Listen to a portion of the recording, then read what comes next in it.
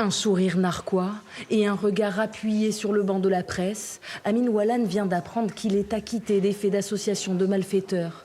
Lui qui avait invité la Cour à avoir du courage ce matin, disant « Il y a bien des juges qui ont condamné Sarkozy », a été entendu. Tout comme son avocate qui depuis des semaines martèle que les charges qui pèsent contre son client ne tenaient pas. Les éléments qui étaient présentés comme des éléments à charge étaient des éléments soit erronés, soit effectivement qui ne provenaient que des déclarations farfelues d'un individu dont on a vu qu'on ne pouvait lui accorder aucun crédit. Les magistrats ont simplement constaté à la lecture du dossier qu'il n'y avait rien contre lui et la décision d'acquittement a été prise et j'en suis reconnaissante envers la cour d'assises.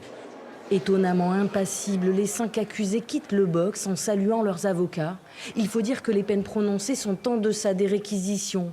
À l'encontre de 3 accusés, le ministère public avait en effet requis la réclusion criminelle à perpétuité. C'est le cas de Gabriel Horry, condamné aujourd'hui à 25 ans de prison pour complicité dans ce double assassinat. Une condamnation par réputation, indique son avocate. Il s'agit d'un verdict politique, comme on vous l'avait annoncé avant. Les choses étaient écrites avant et la messe était dite avant. Donc nous allons évidemment interjeter appel, l'ensemble de la défense.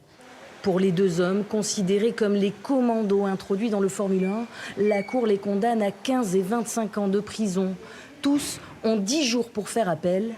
Amin Walane, bien qu'acquitté, restera en prison. Lui et Karim Arat ont déjà un autre rendez-vous judiciaire ici même à Aix-en-Provence.